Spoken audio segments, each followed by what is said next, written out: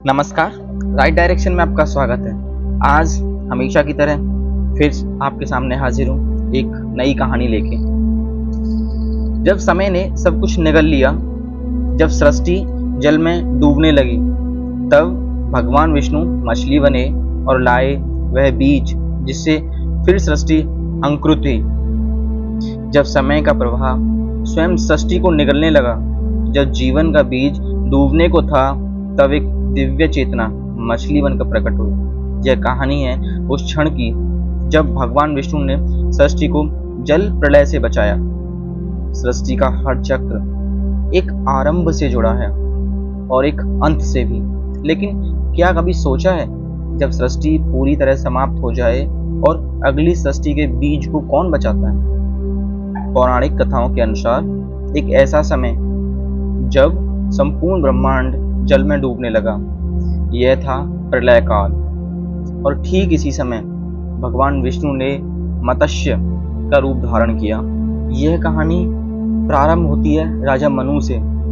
एक बार जब वे जल में स्नान कर रहे थे, एक छोटी सी मछली उनके हाथों में आई और बोली, हे राजन, मुझे बचा लो, मैं एक साधारण मछली नहीं हूँ। राजा मनु को उस मछली में कोई विशेष चेतना अनुभव हुई।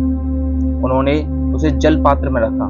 वह मछली बड़ी होती गई। जल पात्र से तालाब में रखा, फिर तालाब से झील में रखा और अंत में वह रखते रखते वह मछली समुद्र तक पहुंच गई।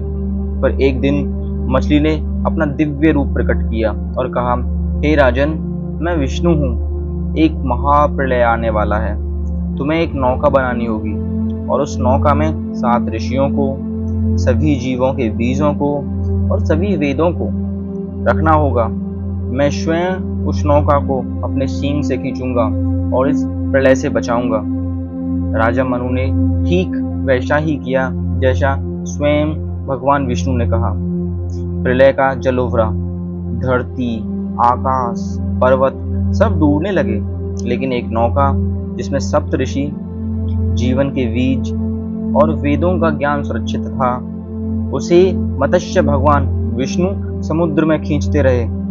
यह प्रतीक है, जब दुनिया का अंत होता है तो ज्ञान, धर्म और जीवन को प्रभु अर्थात भगवान कैसे संरक्षित करते हैं। मत्स्य अवतार कोई साधारण कथा नहीं है, यह आंतरिक प्रलय की कहानी है। जब मनुष्य के भीतर मोह, क्रोध, अहंकार का जल भर जाता है, जब भीतर की चेतना डूबने लगती है, तब एक आंतरिक मत्स्य जन्म लेता है। वह चेतना की नाव को खींचता है और हमें सत्य की ओर अर्थात शुद्धता की ओर लेके जाता है। इसमें प्रभु का संदेश है, असत्य की जलधारा में भी सत्य की नाव बचाई जा सकती है यदि समर्पण हो और भगवान की दिशा हो। पुराणों में भी कहा गया है कि प्रत्येक प्रलय के अंत में कोई ना कोई मत्स्य प्रकट होता है, कभी बाहर से तो कभी भीतर से। यह भगवान विष्णु का अवतार हमें बताता है कि सृष्टि चाहे कितनी बार भी समाप्त हो, भगवान विष्णु हर बार उसे संभालने, संजोने और पुनः रचने के लिए हमेशा अवतार लेते रहेंगे। वैसे मत्स्य अवतार कोई पहली कथा नहीं है, वह हर आरंभ की स्मृति है। जब भी जीवन में सब कुछ बहने लगा, जब भीतर का नियंत्रण डगमगाए, तब आंखें बंद कर कहना, हे प्रभु, हे विष्णु, मेरी चेतना की नाव पकड़ो और मुझे अंधकार से प्रकाश की ओर ले चलो। आपको ये कहानी किस प्रकार लगी, आप हमें कमेंट करके बताइए। तब तक के लिए मिलते हैं भगवान विष्णु के अगले एक नए रूप के बारे में। तब तक के लिए राधे राधे।